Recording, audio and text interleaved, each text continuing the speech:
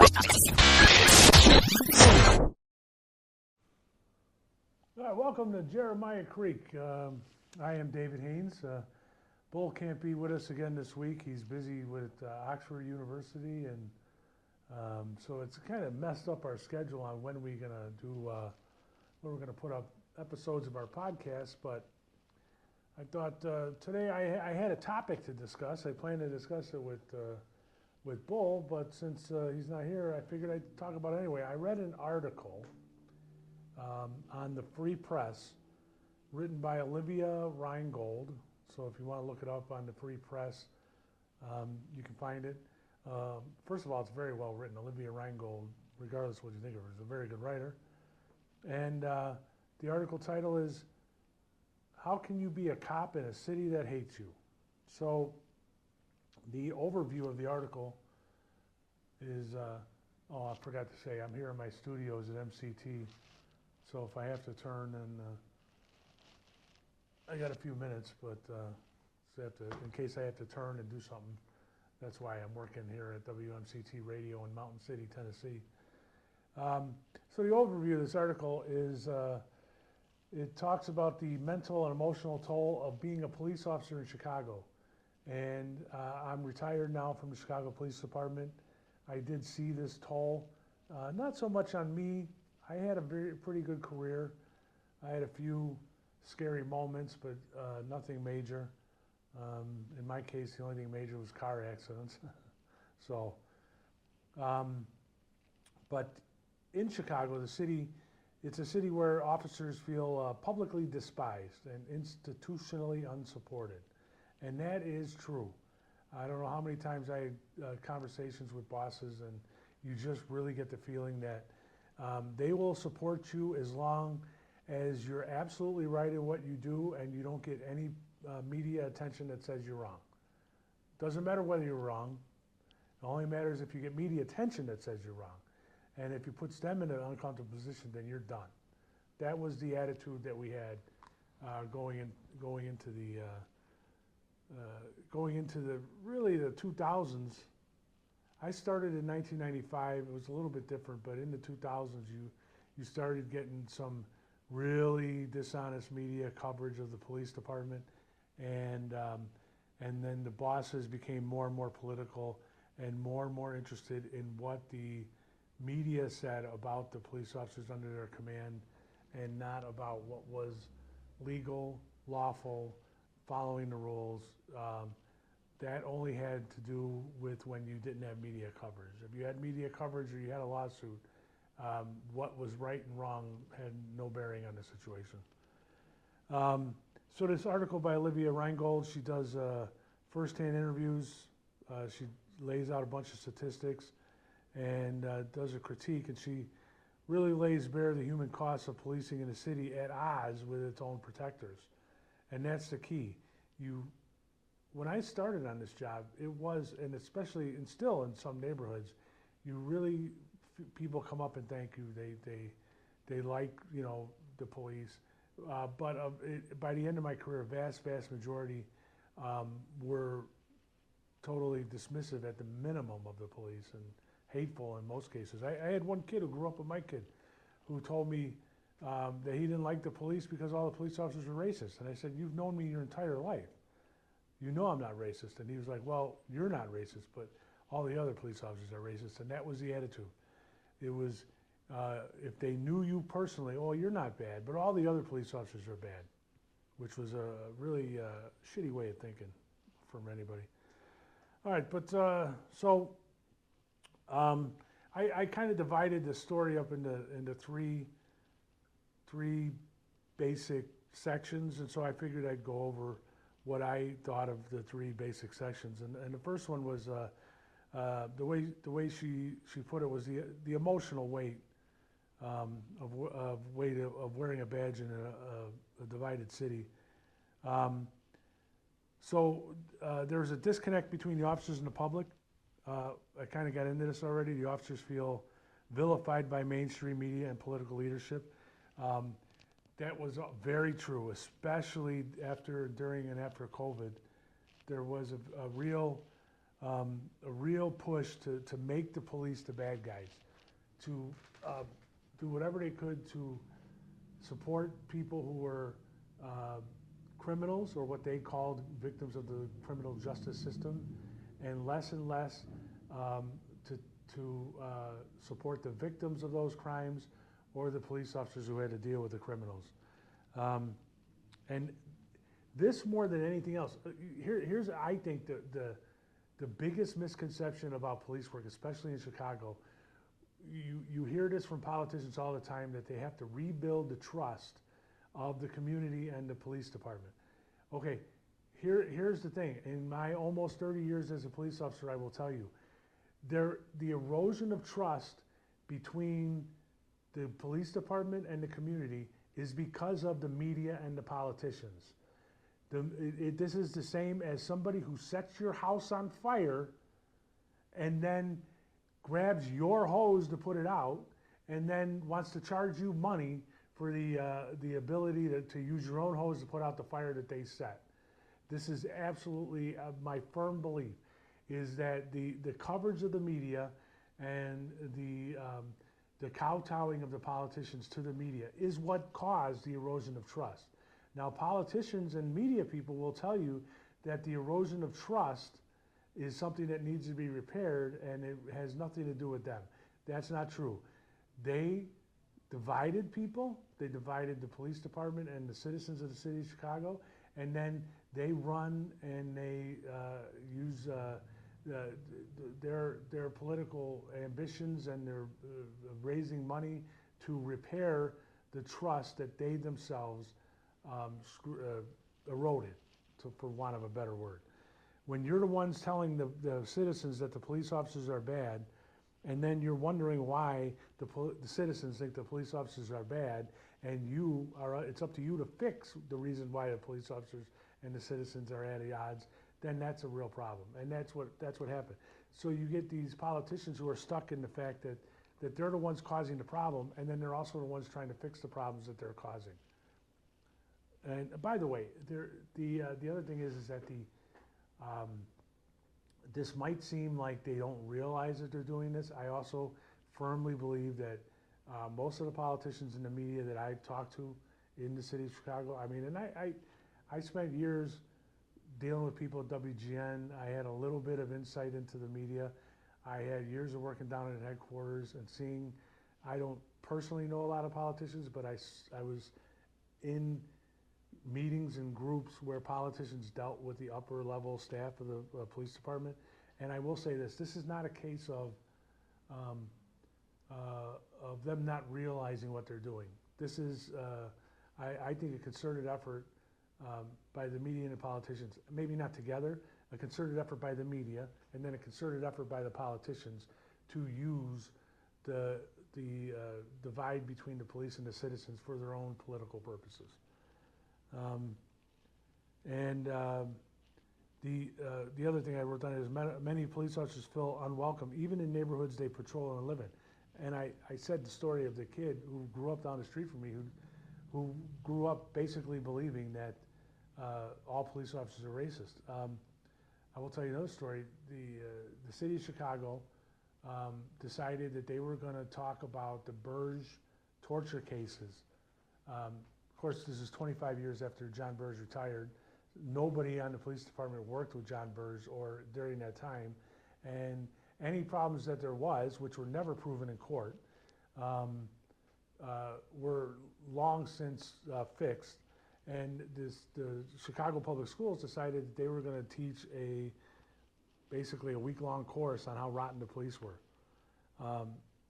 And they had a meeting, and a lot of other police officers, because we all had our kids. A lot of us police officers had our kids in the same school. So I know we had at one point when they announced that they were going to do this, and there was a school meeting, and the principal said you were going to do this, and I remember raising my hand and saying, I don't care if you teach this. I would just like to know, when are you going to teach it, and what are you going to teach, so that we can basically counter program and tell our kids what the truth really is, because what was in the curriculum was a lie, basically. And she was shocked that anybody would, in a public meeting to her face, say that this curriculum was a lie, and we want to figure out how to have a class with our kids. And we ended up doing that.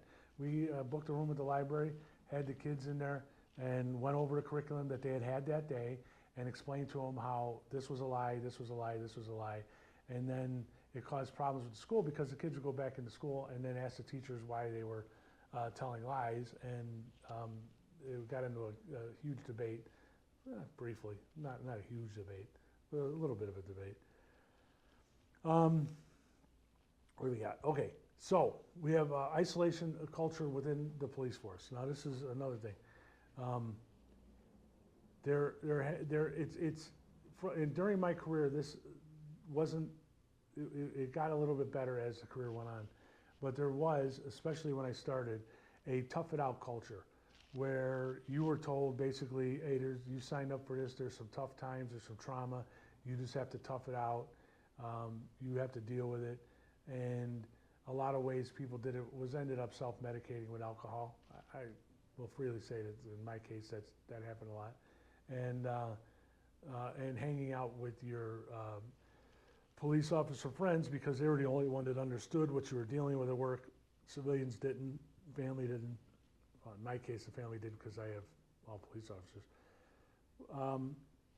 But there was that culture. As my career went on, we had more and more people where you discussed therapy, and the department started taking that kind of thing seriously. Suicides, though, have still gotten worse as years went on. And that's because there is still this myth.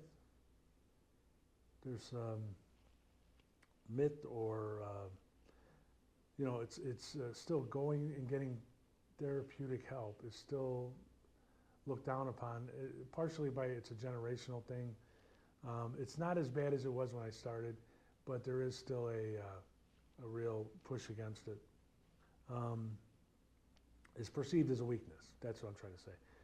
It's perceived as a weakness, and for a long time the department perceived it as a liability, and people would get their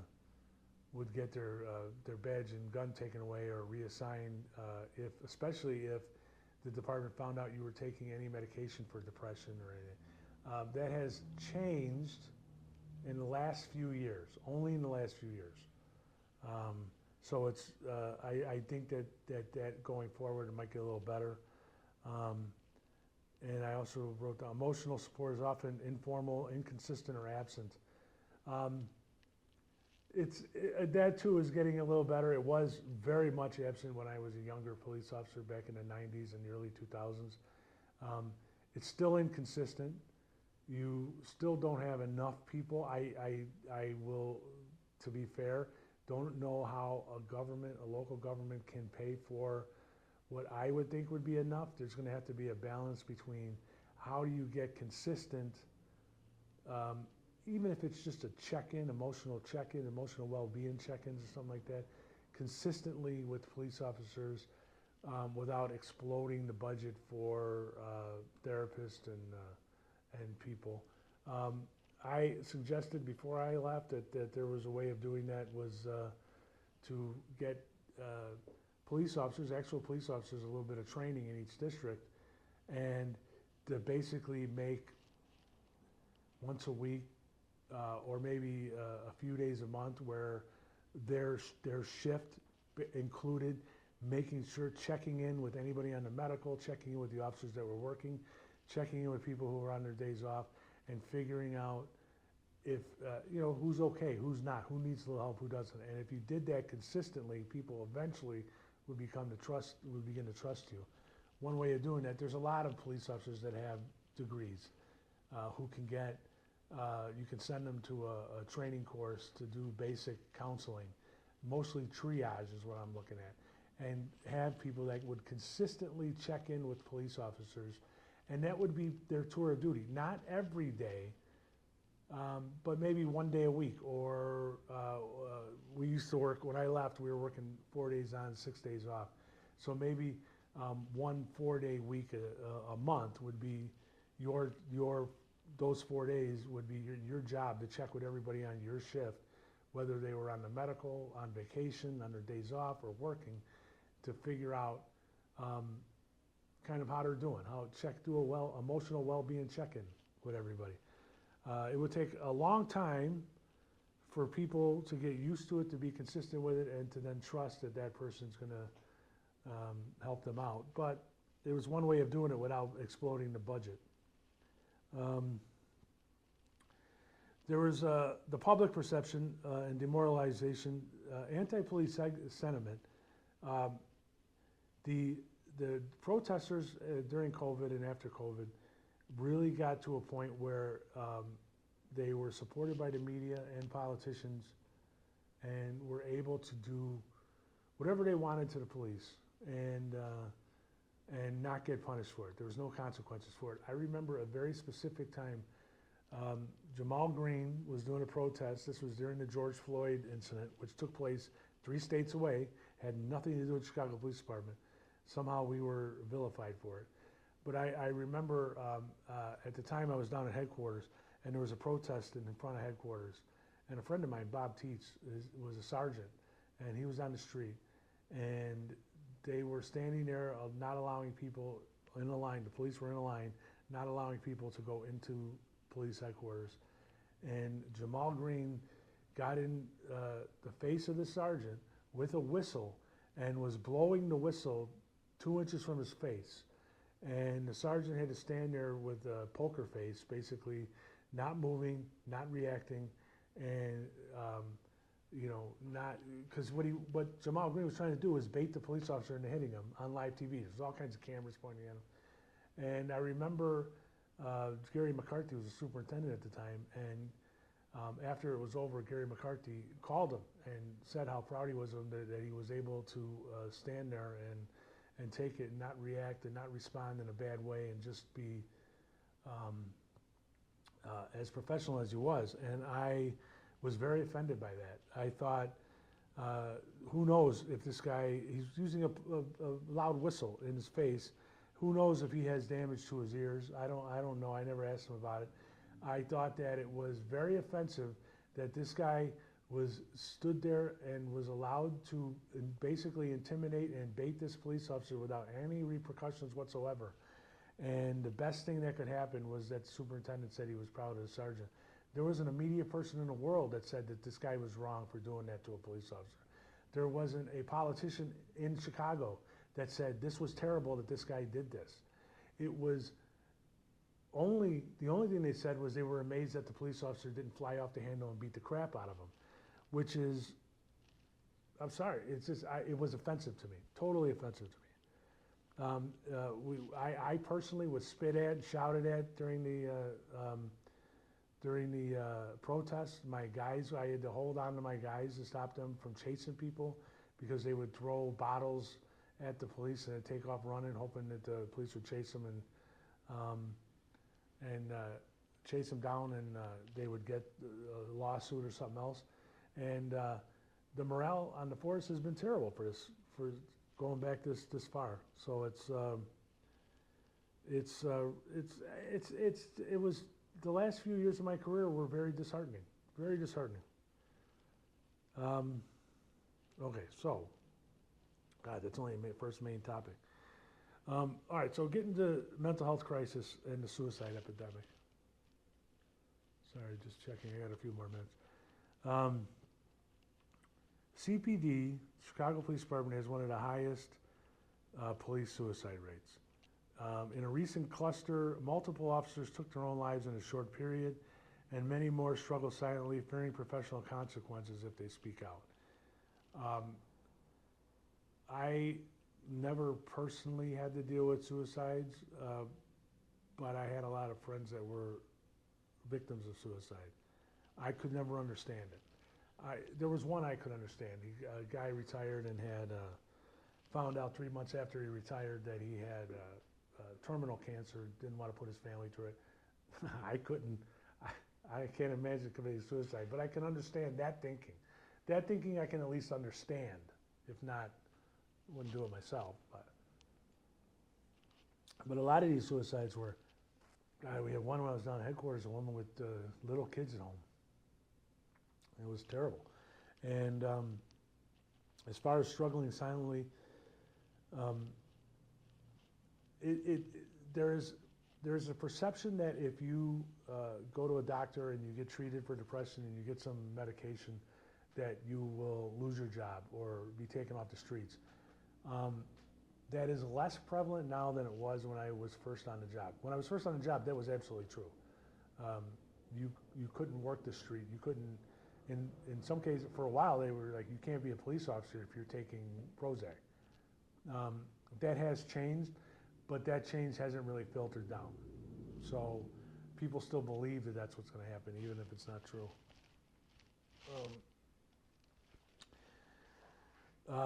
Officers distrust department-affiliated mental health providers, and that's because the same thing. They believe that there is no doctor-patient confidentiality. They believe this. If you go to a department-affiliated mental health place, they believe that that person will tell the police department, and whatever consequences the police department decides to do will fall on you. And it's not necessarily true. It might be true in some cases. I'm not exactly sure what cases or what not. But for the most part, it's not like it used to be. Again, that hasn't filtered down yet. The bosses don't make a big deal about it. You might hear it from the commander occasionally, from your lieutenant. But it's a case of the main exempt command staff down at headquarters has been untrustworthy for years. So even if they're trying to do the right thing, a lot of people don't believe that they will do the right thing because they're very opaque about everything. They're dishonest about some things, and you just don't know what to believe, and you don't believe that your sergeant, your lieutenant, or even your commander has the kind of power necessary to protect you from politicians downtown who don't seem to want to protect you unless it benefits them. So,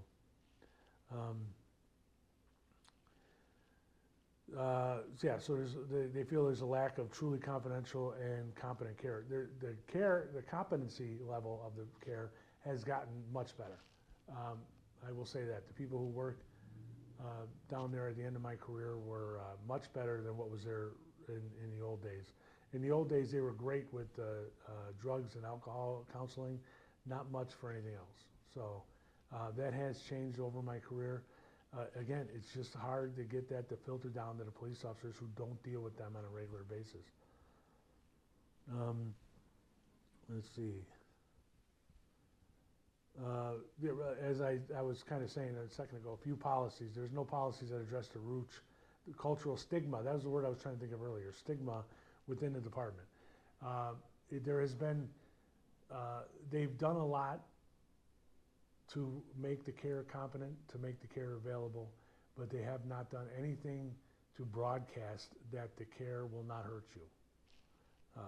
And that's just something that they need to do. They should do videos. Superintendent, deputy chief should go out there and talk about it.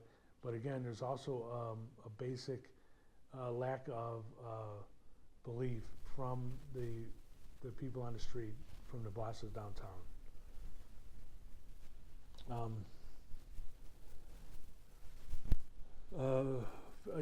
There's been a lot of, I don't know how I was going to get into this, personal accounts of struggle. I mean, I have known colleagues that have died. I had a neighbor that killed himself, and he had 5 kids. And it's just, it's really disheartening. It's disheartening, especially when you have to respond to some of those scenes. And some of them are just horrific. We had one scene where the guy was not a police officer, but he tried to commit suicide by dousing himself with gasoline in the middle of a gas station. And he ended up dying eventually, but he was not dead when the officers got there, and the scene was just totally horrific.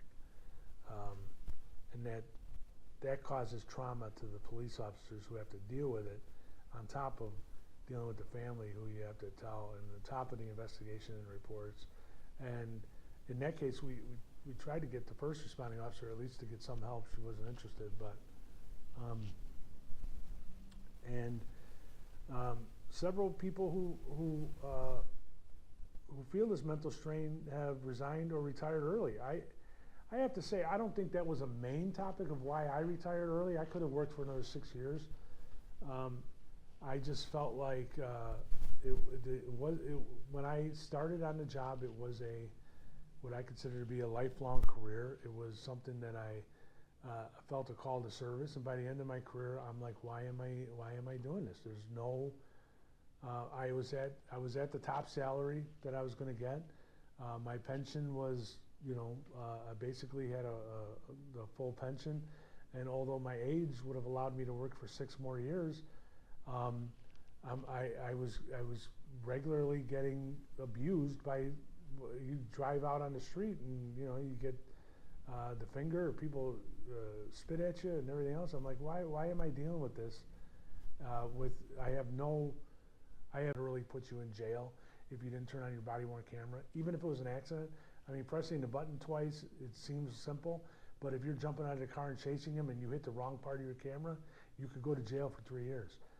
That's what they wanted to do. I think they might have changed that at the end. But when you're dealing with people like that who literally want to put you in jail for trying to arrest a criminal, it's like, why am I doing this? Why am I saying this? I'm working for for nothing. And so I think that a lot of people felt peace after they left, and I certainly did. I now live in a rural area, and the worst problems I had was that yesterday I got confronted by a 300-pound brown bear, which scared the crap out of me, but at least I knew when I walked away. I didn't have to have him go to the media and all of a sudden accuse me of terrible things in the bear country here. So,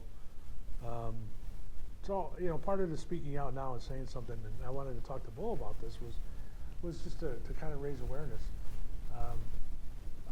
We have an admittedly small audience, but hopefully that people will see this. And the biggest thing I think that the police department has done a lot to increase the amount of care, to increase the level of care, the competency level of the people giving the care. I think they've done everything that they could do from that. I think they have to promote it more. They have to get out there and they have to tell personally police officers that the care is there, that you will not be harmed by it professionally if you get mental health care.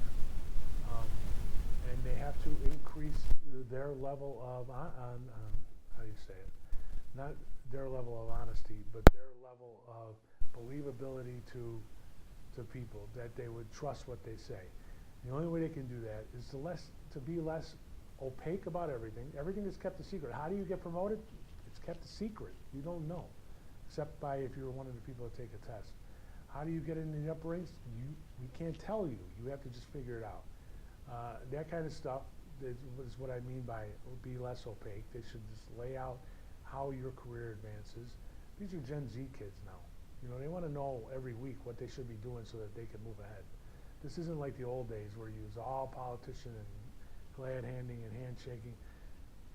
Be honest about how people can increase their career possibilities.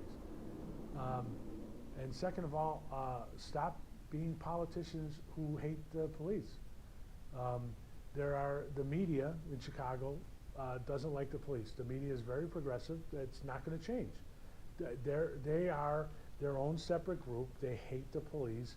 They're not going to change until a majority of their kids, is saved by a police officer, which isn't going to happen. Therefore, they're not going to change. The politicians, at least in the short term, are not going to change. At the best, I think one of the people who lately has been the best was Lori Lightfoot. And at the best, they believe that police officers are nothing more than functionaries. They're no different than garbage men. They're no better than garbage men. They should shut up and just take their salaries, and that's it. That's at best. At worst, like right now, they have Brandon Johnson, who hates the police. And he hates the police because he was in the teachers union. The teachers union hates the police. And they think that the police are doing nothing but hurting the kids. And so politicians are out. The only thing that the police command structure should definitely separate themselves from politicians and media. And they should make sure that the police officers understand that they are on their side, that they are going to defend it. And I'm sorry, Deputy Chief, A in whatever, Area 3, you should stop thinking about becoming superintendent. And if you think something's wrong, you should say it's wrong. And if it means you get demoted to captain, then you have to make a choice. Either you're for yourself or you're for your police officer. When I was in the Marine Corps, one thing I learned is that your job is to take care of the people that you are responsible for. That is lacking in the command ranks of the Chicago Police Department, and I hope it changes. All right, I have to get back. The weather's about to end, so I have to get back to doing some stuff here on WMCT. And thank you for joining us at Jeremiah Creek. And I hope the audio worked on this. And we'll see you soon when Bull gets back.